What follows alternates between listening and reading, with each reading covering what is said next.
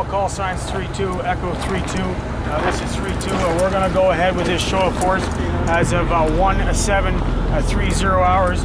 I want you to focus on obvious hard targets as well as any fields where anybody will be trying to creep up in waddies. Over.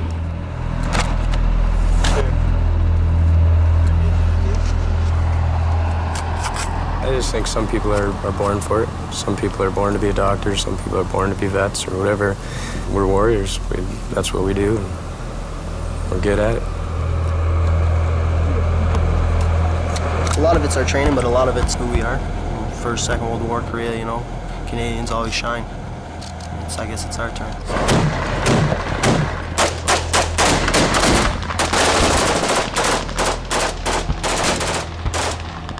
We've signed on, we've said we'll take the lead and we'll show you how to fight, so... And you're in the front lines? Yes. But don't tell my mother that. Hit that flare!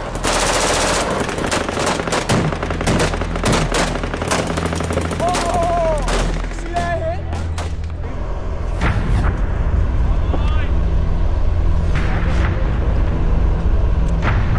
So why Crazy Eights?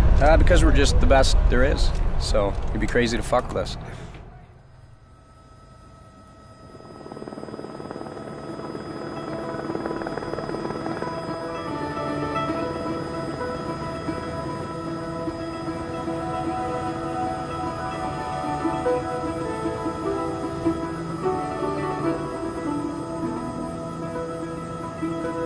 There were 2,300 Canadians serving in Afghanistan while we were there.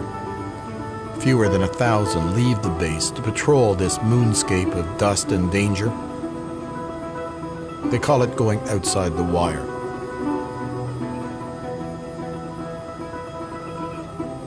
We spent October with the troops at Kandahar Airfield, in Panjwai, a traditional Taliban stronghold, and in Spin Boldak, a forward operating base on the Pakistan border.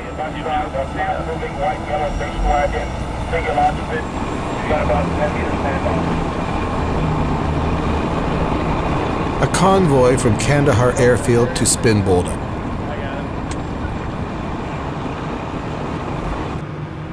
Inside the armored vehicle, it's cramped, dark, and uncomfortable. I'm told if there's an attack, I'll be thrown in a ditch and just stay down.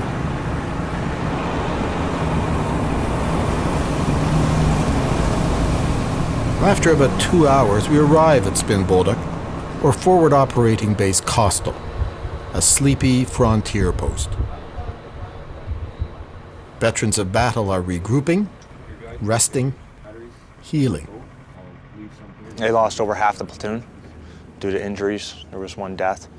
And right now we're in a reconstitution phase. We just got our replacements on the ground. You're clear on the left. All right, dude. So Spin is also a training center. That's not a tank. It's a light armored vehicle, a LAV. The soldiers call them boats. Later in Panjwai, I would see LAVs cruise over the sand. Not here. This is driving school.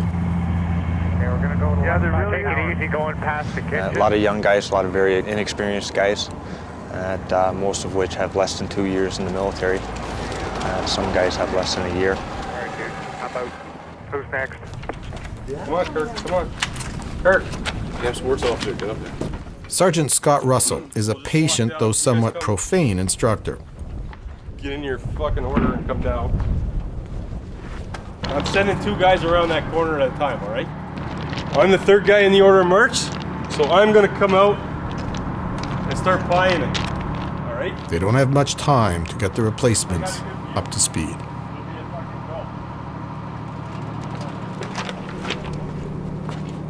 Okay, let's start picking up your spacing. Open space right. Okay, open space clear.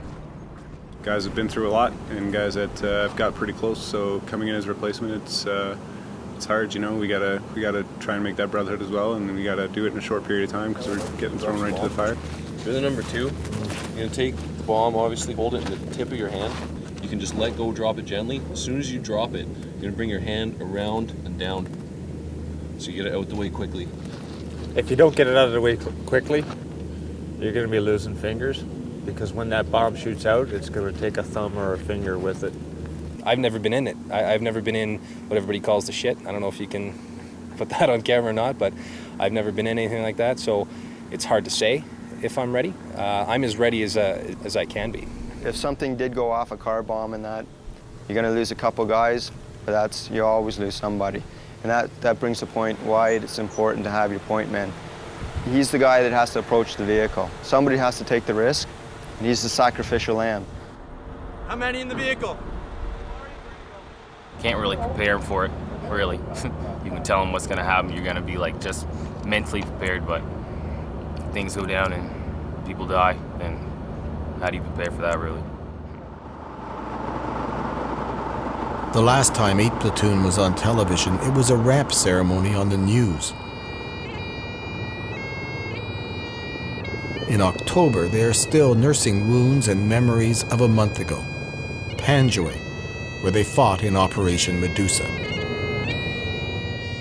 I turned around and my buddy Keegan was standing there in the air gunner's hatch, just covered in blood, so I asked him what was up. He just looked at me and said, "Cushly." I asked if it was good to go. He said no. But, you know, you don't have time to mourn for it there. You got a job to do. Turned around, kept doing what I had to do. Not easy. My warrant, Mellish, he was the best warrant I've ever had. Probably, and hopefully not, the best warrant I'll ever have, but one of the last things he said to one of the fellas before his unfortunate incident was, "You hold this line, don't give an inch. Today's payback day, boys, we're gonna get him." And he walked off to make sure his friend was okay or to see what he could do, and that was the last time we saw her walk. Making a jump! Medusa was the biggest battle Canadians have been in since Korea. 8 Platoon was in the thick of it. Then the next morning, the platoon was strafed by an American plane, an A-10 Warthog. They were literally gunned down in friendly fire. Same time. So I was out there brushing my teeth with my Master Corporal Bellamy, and I saw 2 of those little sparks go. I knew instantly what it was. Ran and dove into the back of the lav. The Master Corporal, quick on his feet as well, and he dove in as well. The Taliban was a water bottle. Fortunately for me, and unfortunately for him, he landed on top of me and took a couple hits for me. But that's what Master Corporals do, I guess. Thompson got some, Mitch got some, I got some. Like pretty well everybody in our platoon got some. I got hit in both triceps and then in the face here. I just got 2 shrapnel in my back. About 16 injured, not more. 1 KIA, Private Graham. The Crazy Eights became famous. Warriors one day, decimated the next. I think no company has been affected in such since the Korean War. Yeah, we were rendered ineffective, combat ineffective, and out of my platoon there was 8 of us fit for redeployment. Flip the lighter, poke forward those first. Oh, here, okay? Fuck, blank. In battle, you depend on the guy beside you. They've got to get to know each other. Cody. Cody? Mike. I got Cody. You're fucking picked by, what's your name? Fergie. Fergie, you're on Fergie's team. I got Reed too then. Reed? Yeah. Who's Reed? Roof. This was a platoon that prided itself in its cohesiveness, teamwork. But the replacements are untested.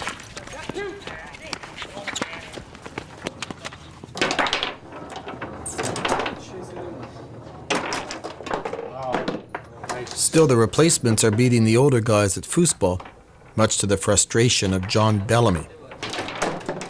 He's the Master Corporal who jumped into the back of the lav and took the shrapnel, heading for Private Keegan.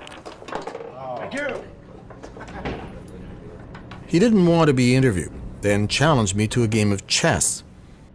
As we plot the movement of knights and pawns, he relives the horrible morning of the A-10 attack.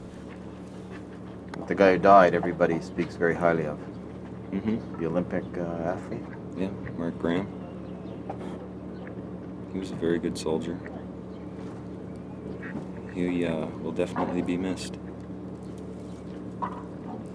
One of the guys said it was pretty interesting for all the near misses because, you know, an inch left or right or a centimeter left or right and you would have been dead, but there's so many cases of that, it was unbelievable. Well, you're a case in point. Yeah. The piece of shrapnel traveled in my back through the muscle and is apparently pretty close to my spine at L3, buried in amongst some nerves. So that they left it in because they said it'd do more damage taking it out than it would leaving it in.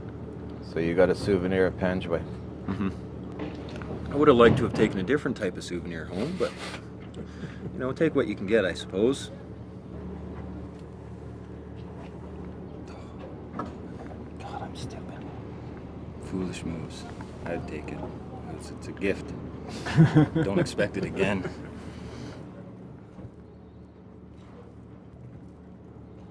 Think these young kids are ready? Not even close. The new ones that we just got? Yeah. Nobody can prepare you for some of the things that you're going to see out there. Throwing your dead friend in the back of your boat. How do you prepare for somebody for that, you know? You can't.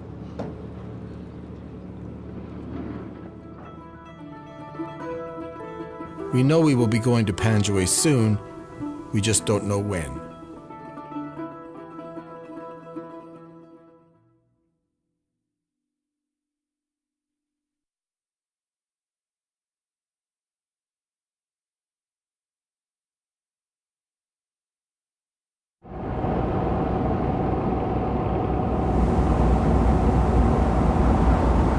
We've been with 8th Platoon in Spin Bolduc for a couple of days. The border with Pakistan has been quiet. Pop down, see if you can see anything on the horizon. Still, they keep eyes on in the lab as the training continues. I got sheep. Yeah, I got tractor. Hey, is that a camel out there? There's a pretty good chance. Holy fuck, I've never seen a camel before. How the fuck have you never seen a camel? Man, look at the size of that camel. That's huge. All right, guys. What you're here to do is to listen to my version of what happened on the 3rd. From this low wall here, all the way to here, from the school, and from these compounds here, the enemy had us in a U-shaped ambush. This was a prepared kill zone. Sergeant Scott Fawcett briefs the replacements with his personal account of September 3rd, Operation Medusa. So once we got the casualty collection point up and going, it is mayhem. You have wounded coming in. You still have a battle ongoing. You are taking stress casualties and you have taken dead. You have to stay focused on what you're doing. I know you're tired. I know you're mentally stressed out. I know you're terrified. All right? But the enemy was still engaging us even out in the wadi. All right? So when you get out of the back of that boat and all the casualties are being carried in and all the battlefield noises are coming in, you still have a job to do. And you have to do it. All right.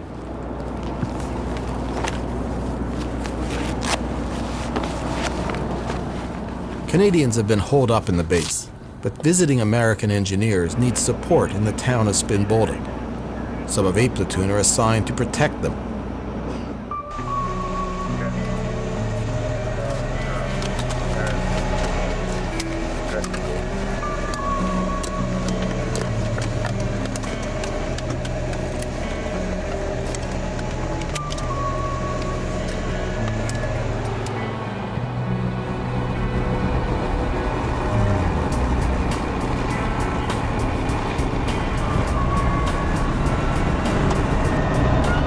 There's some anxiety. This is the first operation for the replacements. Right here. Right. Hard right, okay.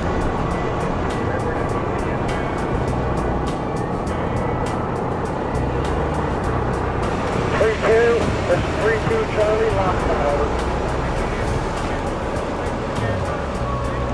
So what is this exactly? This is basically just an American compound that they're building it.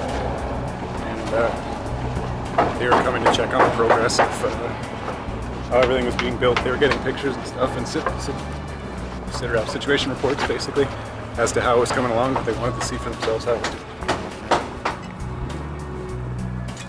Eventually, Afghan police, working from this station, will try to control the region's drug trafficking. You got traps?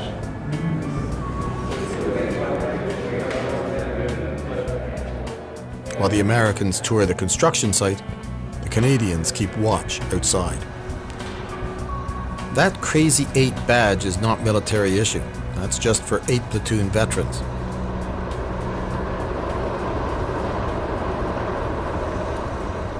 Sergeant Chris Jeeps leads the operation. You constantly move, you don't want to stand in one spot in case there's any chance of sniper fire. And it doesn't create a good target for the enemy to hit you with. So.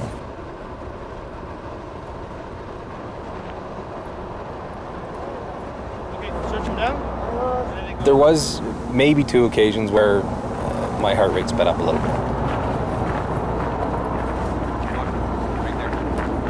A couple of Afghani guards wanted to come in, and they didn't understand why they couldn't, and we wanted them to stay back until we can confirm who they were. They, I guess, feel they don't need to confirm themselves, but we really, really do. And so they had a problem with that.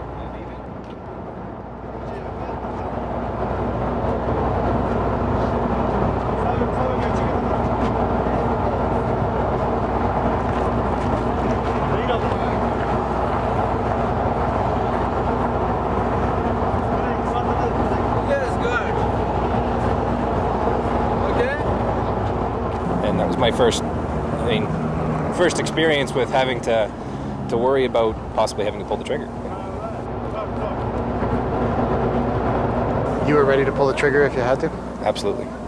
There's nothing on this planet that would make me want to leave my wife and little girl without a husband and father. So that's what it boils down to. I'm here to protect myself, my fellow soldiers, and my family. The mission is a success. Some soldiers said they heard gunfire, warning shots. I didn't. But a few days later, there was an attack. On the same road we had traveled to town, an IED, an improvised explosive device, exploded under an Afghan national policeman's car. He was rushed to the base. Do you have means of transportation for the victim? Roger, we'll be bringing him in by Gators momentarily. Do we have an ETA on that boat when it's coming in? You'll get it when we get it. Turner Whiskey, Roger. He would lose one foot and almost the other. Lift! Good work, guys. You walk on over. You can hand the IV bag to the medic. I'm going to hop up here with the doc. You need any more back here, or are you good? Good back here if I, with the mass corporal right there. I got you. Thanks. You just need one there? Just take it easy, not too fast.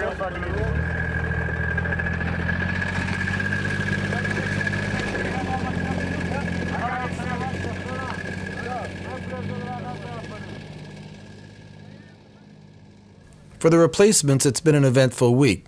Their first mission, a paramedical procedure, and finally their orders. They are to head back to Kandahar airfield, then on to Panjwai.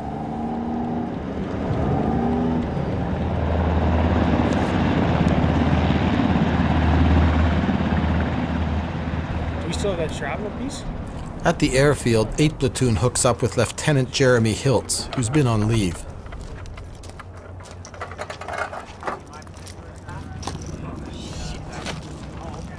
It's been a quiet month on Highway 1 through Kandahar City, and that makes people nervous. The most possible threat to us today is in the vicinity of Sriracha right here. Okay, there is a ambush position set up. They did get Lieutenant Hiltz's briefing is blunt and chilling. Everything that can happen to us out there is a variation of one thing. We get attacked. Okay, adjust as we go through, and I'll give direction, as well as the section commanders and crew commanders will give direction as we're going along. Okay? Are there any other points from the section commanders? Okay. When we get through Panjwai at last light, that's their favorite time for hitting. So be prepared for anything. That's all I got, sir. Okay. Like I said before, I'll support any decision you guys make. I'm not with you in that vehicle. Your section commanders aren't right necessarily up there making the same decision you guys got to do. You see something that doesn't give you a warm and fuzzy, escalate as you see fit. If you don't know your ROEs, talk to your section commanders and clarify anything, okay? Once we leave this gate, it's game on until we get back into here, okay? It'll be a long time, who knows, okay?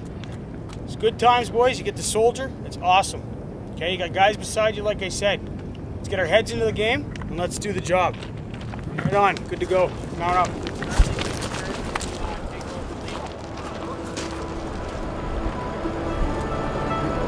This is a volunteer army. This is what they signed up for. There is more a feeling of excitement than fear as the convoy heads outside the wire to Panjwai.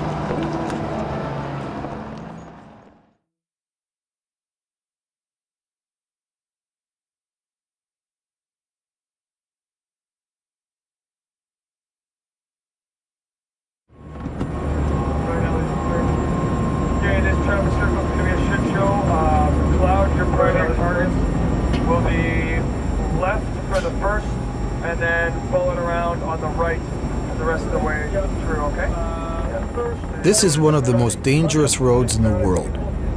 Second right, no vehicles. Second right's got a yellow and white single occupancy. 8 Platoon rumbles through the chaos of Kandahar City and then Ambush Alley. Some Afghan children wave, some gesture, some throw things. Yeah, there's rocks coming already.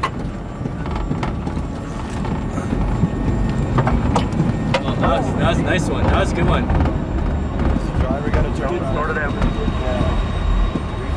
Guys like Randy Power and Peter Mitchell have taken this trip before. A few tense, cramped hours heading west.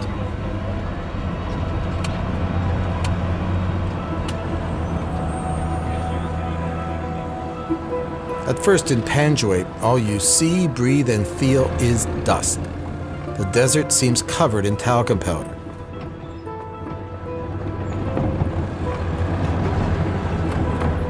It's a land of wadis, dry riverbeds, hiding Taliban fighters, natural trenches, like the ones 8 Platoon now call home.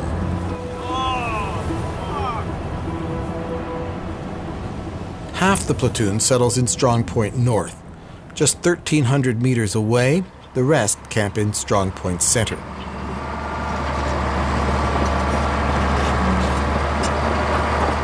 They are assigned to guard the construction of a road which will carve through Panjwai. Paving the dust will make travel more efficient and much safer.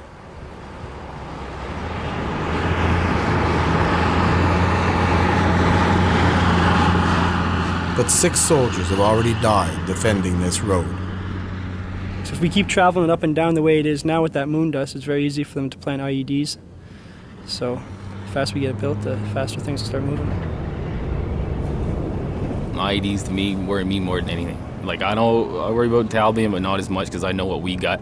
I know we got labs. I know we got I trust everybody in my platoon, everybody in my company. I know they're good to go. I know we can take them, but IEDs those are like unexpected things.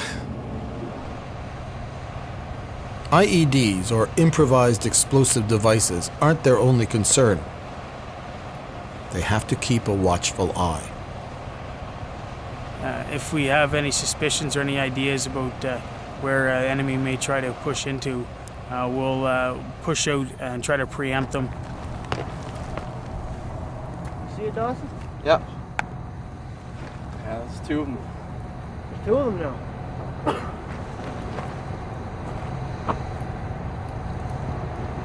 No way, I see him. Sergeant Jeeps leads a group, including an interpreter, to question a suspicious family.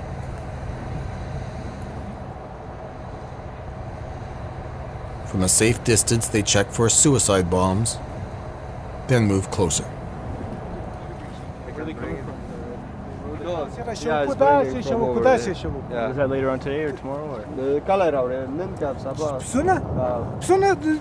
ما پښینم دغه خوانه شوکې سبا هم را شوکې یا موږ سره یا شخلا پورته کړی یا نو کې واښو سره پورته کړی. Sometimes we are with them, sometimes they are bringing along. Okay, that's fine then. Yeah. That's okay.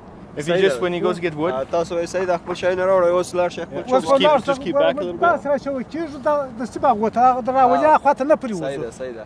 نو شمه اوس خپل لمرګي تاسو راوړئ شئ. زه دا څه. Okay. It's all right there. Thank you. مهرباني وایي. Sounded like he was a little upset. Yeah. This. Was he? Yeah. Yeah, that guy's his brother, I think. Okay. Yeah. All right, let's head back. Let's just see. There's really no front line because, you know, it's guerrilla warfare, but yeah, it's as close as you can get to the enemy and reach out and touch them almost. But because you know they're probing out there. Oh yeah, yeah. There's the wadis out there and the great fields. Like, there's probably a guy out in that field we can't even see right now. It's ridiculous, but just gotta kind of stay here and wait for them to pop their head up, I guess.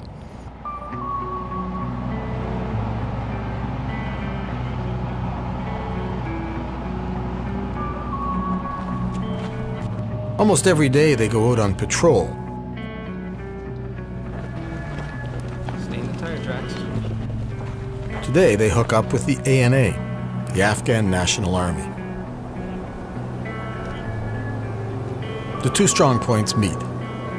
Probably that fucking gray putt and basically behind it is going to probably be our right of mark because we can't fire anything down close to it. Yeah, well, you guys are going to lose sight of us once we hit that tree line anyways. It might have to pick us up. So. Okay, so we're good. Yeah.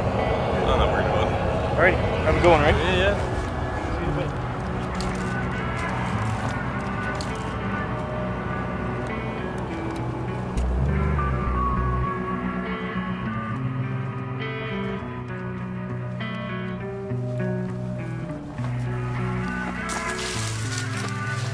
This is not like the first mission in Spin Boldak. That was somewhat anxious. This is the region where most Canadians have been killed.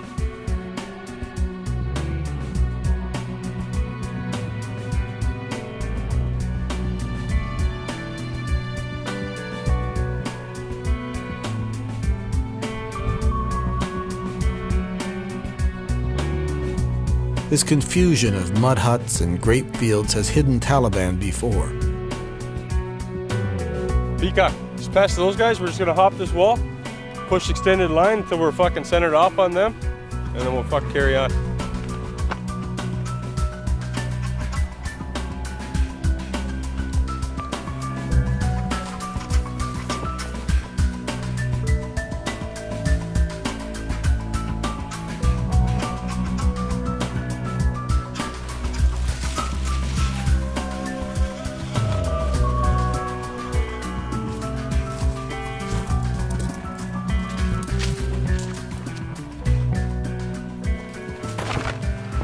For you guys who haven't, who just got here, you can see the defensive nightmare it is to attack somewhere like this. They got fucking tunnels and fucking shit all over the place, trench systems and everything else. We did notice some of the grape putts have piles of brush. They've been finding weapons caches and ammo caches and stuff like that under them. So tomorrow morning we'll discuss future operations. We'll probably go in with some engineer assets back to those grape putts, turn the brush over, light it on fire, see what cooks off. Kind of stuff. Soldiers in 8th Platoon didn't see any Taliban this afternoon. Tomorrow they will.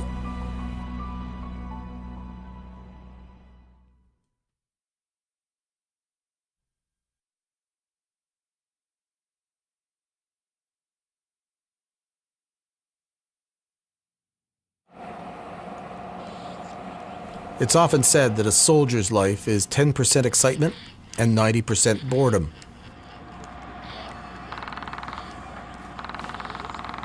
You learn to enjoy the downtime when you've got it.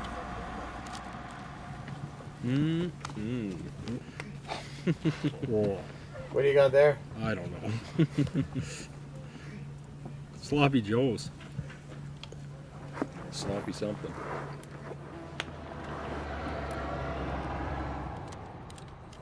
As the Crazy Eights relax, I enjoy the camaraderie.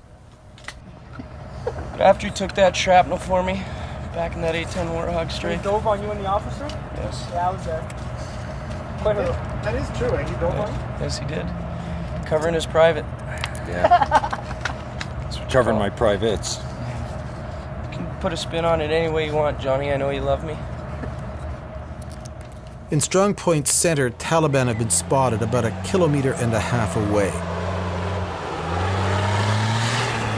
A LAV moves in from another platoon for a coordinated show of force, looking for reaction.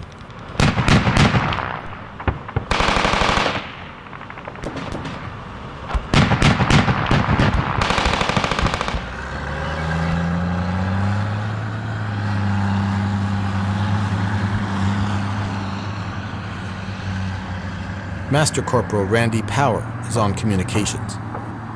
Okay, enemy strength is just being sent right now, 20 pers, located in graveyard.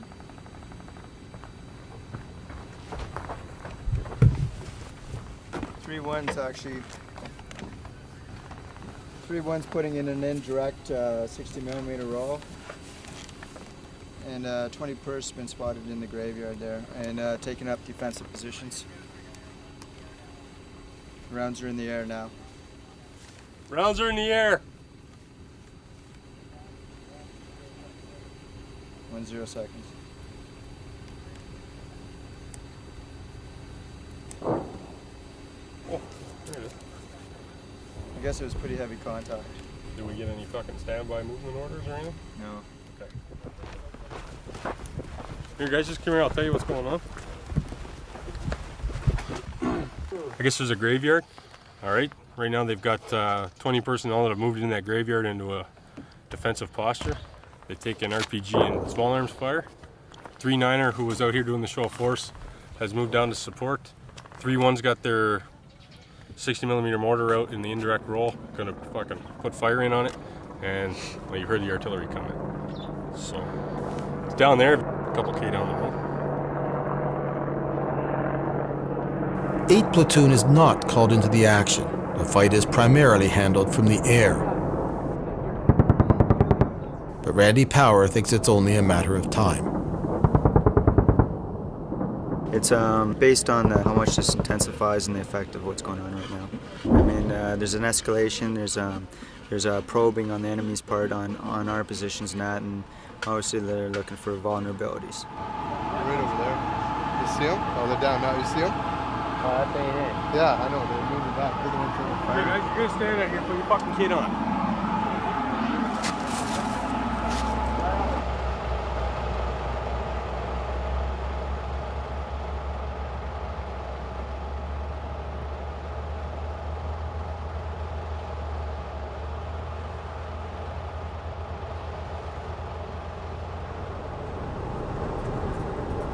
That night was the most tense we would witness. While many of the veterans at Strong Point North are prepared, maybe even eager to get back at it, the action is up the road at Strong Point Center, where about 8 Taliban have been spotted. Not 1 kilometer away this time, but close, very close. I can see all the fucking Taliban is coming between fights. The ANA send men out after the Taliban. A brave move by the Afghans, but it means the Canadians can't shoot, even at moving targets. House, right here is house, building. Yeah. 3 guys, buildings. 3 guys. Yeah, 4 ones up there is like lights. Yeah. We see them too. We can see them.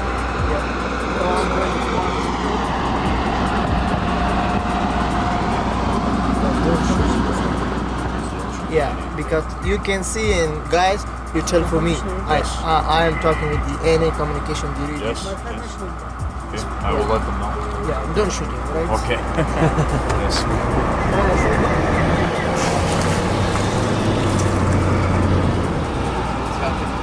Right now, 5 unique people on it.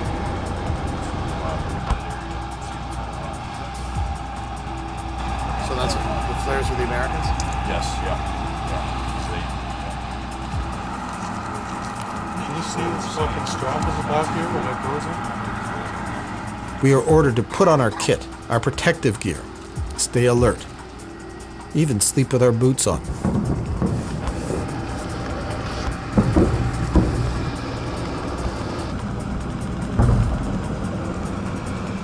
There is scattered gunfire all night. Nobody sleeps well.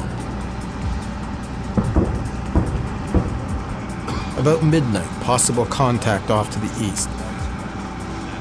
At 1 o'clock, a single shot. At 3:30, a burst of gunfire. And then just before first light, another show of force, pushing the intruders away.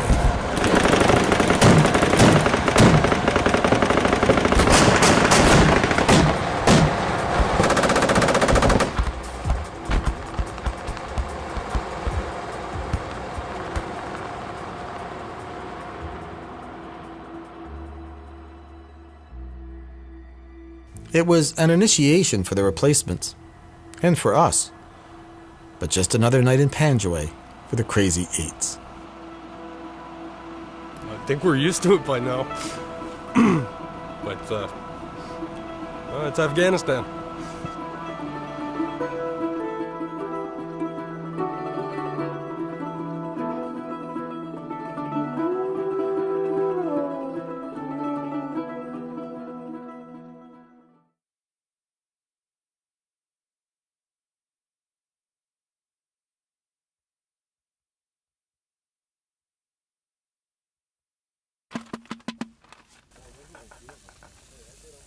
The morning after the Taliban probe. Okay. Now, water and hot sauce. You ready? Yep. Okay, let's go. Soldiers are ingenious. They learn to work with what they've got. Should be going. Yeah, it's going, it's going. A stink bomb is chemical warfare, Crazy Eight style. Is this what you were looking for last week?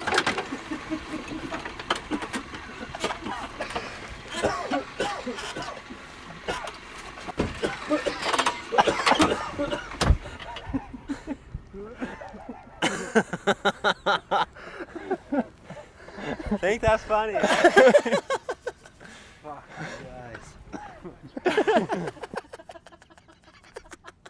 Where's your gas mask, Kirk? A lot of good it's doing you.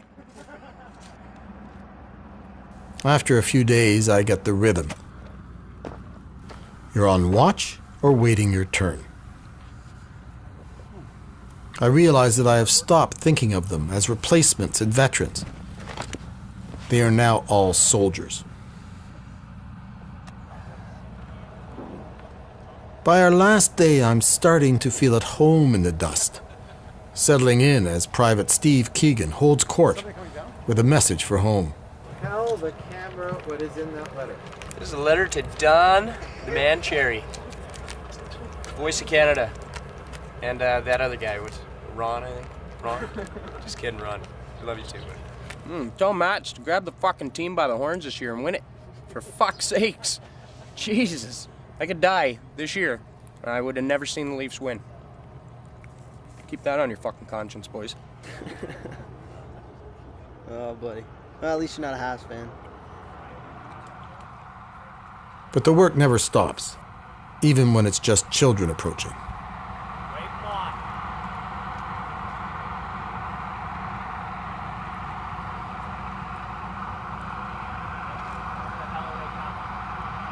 Don't let him in.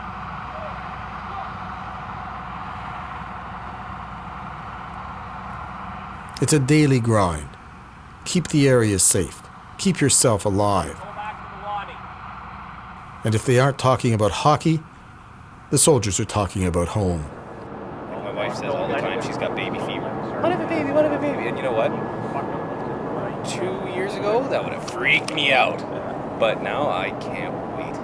Perspectives change. They change a great, especially when you're in shit like this. So tell me about your home life. What are you missing when you're here? Silly stuff. I mean, there's stuff that when I'm at home makes me angry. Like my little girl, we'll put her to bed and she'll be up there for roughly 3 minutes and come back downstairs a few times and then go back up for another 3 minutes and come back down and say she had a bad dream when she has only been up there for 3 minutes. You know, stuff like that sort of frustrates a parent. It's stuff like that you almost miss. It's, I don't know, it's strange. Hardest part about anything I've done with the military is being away from them. By far, that's the hardest thing.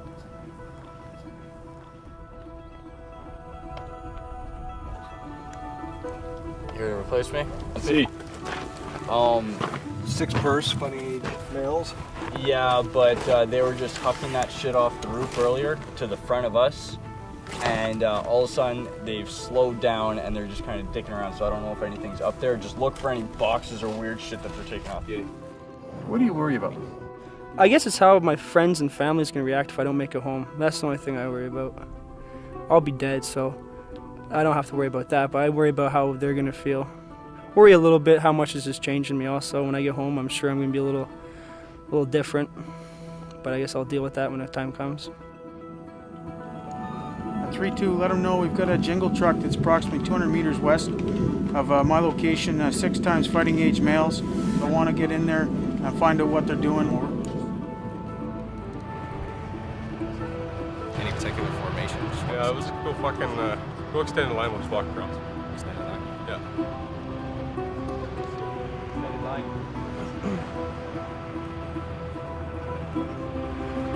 Yeah.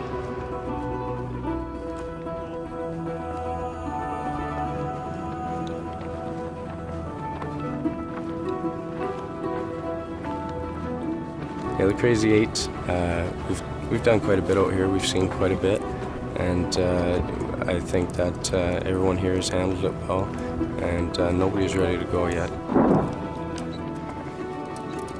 The mission isn't done, and as long as there's a job to do, you can count on 8 Platoon. We'll be here.